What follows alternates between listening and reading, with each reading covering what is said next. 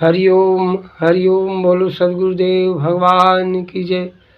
कृष्ण कन्हैया लाल की जय। हरि ओम। मैं सभी साधकों को हरि ओम करते हुए भाग 3 जो अर्जुन भाई सातिर हैं, गद्दार हैं, क्या है यह आज हर्षानंद स्वामी हर्षानंद जी तथ्यों सहित सारी बातें रखे हैं। जिन लोगों का षड्यंत्र है, मैं 2013 से बोल रहा हूं, 9 साल लगे सुब्रमण्यम स्वामी को समझने में कि षड्यंत्र कौन कर रहा है।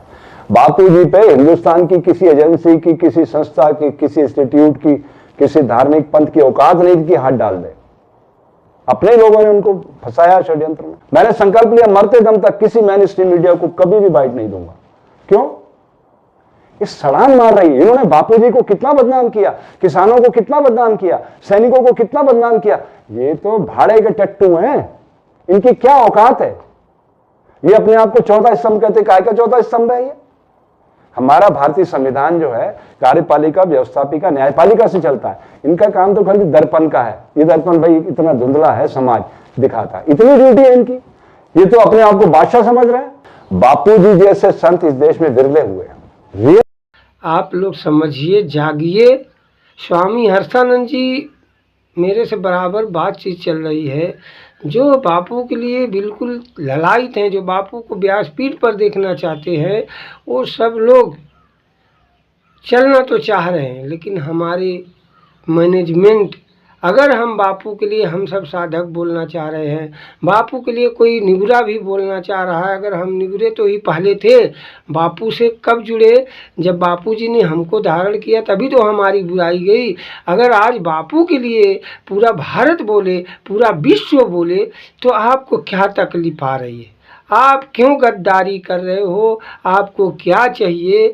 आज स्वामी हर्षानंद जी का आप लोग पहले सुन लीजिए, उन्होंने कैसे तथ्यों सहित और बापू के लिए रात दिन काम करने के लिए मेरे साथ तैयार हैं। और ये अग्नि परीक्षा का समय प्रकृति ने उनको दिया। ये बहुत बड़ी घटना कह रहा हूं मैं। ये संक्रमण काल है इस समय। कलयुग और सतयुग का, सतयुग आएगा, कैसे आएगा? ये ऐसे ब्रह्मचारी, ऐसे सन्यासी जब समाज की पताका फहराएंगे अध्यात्म की, तो ही तो सतयुग आएगा। यही तो बापू जी 40-45 साल से निरंतर ये काम करते रहे। गौशालाओं का व्यवस्था आप उनकी देखिए। हमारा एक शिष्य है राकेश अग्रवाल, जिसने पेटेंट कराया गोमूत्र का। मैंने उससे कहा, बेटा आपने बापूजी के आश्रमों तक ये बात फैलाई कि नहीं? बोले स्वामी ये सबसे ज्यादा काम अगर कोई कर रहा तो बापूजी के आश्रम ही कर रहे हैं। वो मेरे को बोल रहे थे। ये कमर्शियल एंगल नहीं, इसमें सेवा का एंगल है। उस सेवा के एंगल पे बापूजी ने अपना जीवन लगा दिया समाज के लिए, और बदले में इन्होंने राजनेताओं ने क्या दिया? उनको जेल में भिजवा दिया ना।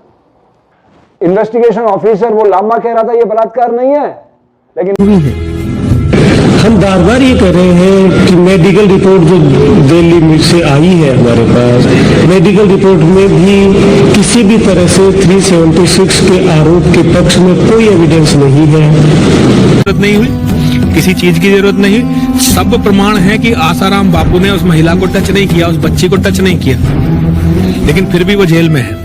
उन पर इतने सारे चार्ज थोप दिए गए हैं। तो ये एक बहुत बड़ा षड्यंत्र था। मैं तो अपना मन टेलीविजन देख के बनाता नहीं हूँ, बिल्कुल नहीं। मैं रिकॉर्ड्स को देखता हूँ। अब ये रेप केस कहते हैं जोधपुर में, मैंने एफआईआर देखा, वहाँ पुलिस ने साफ लिखा कि नो रेप। और दिल्ली पुलिस ने तो लोकनायक जयप्रकाश नारायण हॉस्पिटल में रिपोर्ट लिया है कि एक स्क्रैच भी नहीं है। वेरी फर्स्ट डे से हम ये कह रहे हैं कि 376 का ना कोई मेडिकल एविडेंस है, ना कोई पीड़ित। सर वो लांबा कह रहा था ये बलात्कार नहीं है, लेकिन मीडिया ने क्या प्रचार किया? दुष्प्रचार किया ना उनके खिलाफ। उनकी सारी छवि ध्वस्त कर दी। जिस छवि को बनाने में, जिस पेड़ को बनाने में 45 साल गुजरे, उसे नष्ट करने में मीडिया ने 2 मिनट लगाए। 2 मिनट लगाए। बलात्कारी बलात्कारी बलात्कारी, और कोई सम्मान सूचक शब्द नहीं। सब भूल गए वो अपनी मर्यादाएं किसके कहने पर। ये समझने की बात है। मीडिया को मैनेज करना, अरे हाँ होता है ना, मीडिया मैनेज होता है, क्यों नहीं होता? वो तो चंद टुकड़ों पे पलने वाले लोग हैं। ये 10-10 हजार के मेकअप करके जो टीवी चैनलों पे बैठेंगे, आपको क्या लगता है वो कहां से लाते हैं पैसा? और 5-10 सालों में 200, 500, 1000 करोड़ की प्रॉपर्टी कहां से आ जाती है उनके पास? कोई ईडी सीबीआई उनके पीछे नहीं लगती। क्यों? क्योंकि मैनेज्ड हैं, उनको संरक्षण दिया जा रहा है। नहीं तो 2 मिनट के अंदर सारी एजेंसियां उनके पर कतर देती। हमारी एजेंसियों की ताकत कम नहीं है, उनके हाथ बंधे हुए हैं इन कलबदारी नेताओं के उसमें, क्योंकि ऑर्डर इन्होंने करना होता है, उनको लूप लाइन बैठा देते हैं। 9 वर्ष के बाद भी आसाराम बापू जेल में हैं, जिनके एफआईआर में भी रेप नहीं लिखा हुआ है, जिनके ऊपर जो एफआईआर किया उसमें कहीं पर भी रेप नहीं लिखा है, लेकिन देश के सारे चैनलों ने एक सुर में बोलना शुरू किया और आम हिंदू ने उसको मान लिया। इससे बड़े मूर्ख हिंदू और कौन हो सकते हैं? भाई, इस देश के चैनल एक साथ कैसे बोलते हैं, ये कोई बहुत गुप्त चीज नहीं है। एक साथ पैसे बांटो तो एक साथ सारे सुर में बोलते हैं, यही सच है। आसाराम बाबू अच्छे हैं बुरे हैं ये मेरा कोई लेना देना नहीं है, मैं आपको कंपैरेटिव बता रहा हूं इस देश के अंदर की व्यवस्था कैसे काम कर रही है। वो जेल में हैं, उनको जमानत नहीं मिलेगी और उनके पकड़ने से समाज में कोई गुंडागर्दी नहीं होगी, समाज में दंगा नहीं होगा, तो आसान है आसाराम बाबू को जेल में डाल दो। इस बात को लेकिन सब जानते हैं अब कि बापूजी निर्दोष है और एक साजिश के तहत उनको फंसाया गया है, और जो खुलकर बोल रहे हैं आसाराम बापू ने उसको हमने जेल में बंद करवाया, आसाराम को खड़े होकर हमने जेल में बंद करवाया। मेरे को एक बात समझ नहीं आती, कांग्रेस तो है ही हिंदू विरोधी शुरू से, ईसाइयों का परचम लेके घूमती है कांग्रेस तो, परंतु भाजपा ने तो अपना होकर हमें काटा है, हमें अंदर से हमारी जड़ें काटने की कोशिश कर रही हैं। जितने भी संतों को सजा हुई है सबको भाजपा के शासनकाल में हुई है। फलाहारी बाबा को उम्र कैद की सजा हो गई, राम रहीम बाबा को उम्र कैद की सजा हो गई, रामपाल को उम्र कैद की सजा हो गई, आसाराम बापू जी को उम्र कैद की सजा हो गई। अरे सब हिंदुओं संतों को जेल में डालने का काम, भले कांग्रेस ने केस करवाए हों सब पे, पर सबको उम्र कैद की सजा तो तुमने करवा ही दी। बोलते हैं ना कि कोर्ट तो सरकार के अधीन होता है, ये बस लोग कहते हैं, ऐसा होना तो नहीं चाहिए। वैसे भी आजकल की मीडिया और ये सब तो सरकार के अधीन ही काम कर रहे हैं। चुन चुन करके हिसाब लेना ये मेरी फितरत। मैंने कई ऐसे महापुरुषों को देखा है जो बापू के लिए रात दिन काम करना चाह रहे हैं, लेकिन हमारा मैनेजमेंट जो कि इतना बड़ी संस्था है, भारत की नहीं विश्व की सबसे बड़ी संस्था को आज इन लोगों ने अहंकार, आज्ञा और राजनीति के नाम पर ख़त्म कर दिए, जबकि सबसे बड़ी राजनीति अंदर आश्रम के अंदर चल रही है। अजय मिश्रा जो हमेशा बीजेपी का सपोर्टर रहा है, आप उसको जो है 20 चैनल पर लाते हो, उसको सम्मान देते हो। जो तुम्हारे गुरु जी को जेल में डाले, जो तुम्हारे गुरु के लिए गुरु गीता के अनुसार जो तुम्हारे गुरु की निंदा करे, क्या आप उसके सामने हाथ जोड़ोगे? ऐसे लोगों को आप अपने पनाह दोगे? तो ये सब बातें हर्षानंद जी से सुनिए। और मैं तो हाथ जोड़कर सभी से प्रार्थना कर रहा हूँ कि लेट साधक जागो, साधक जागो।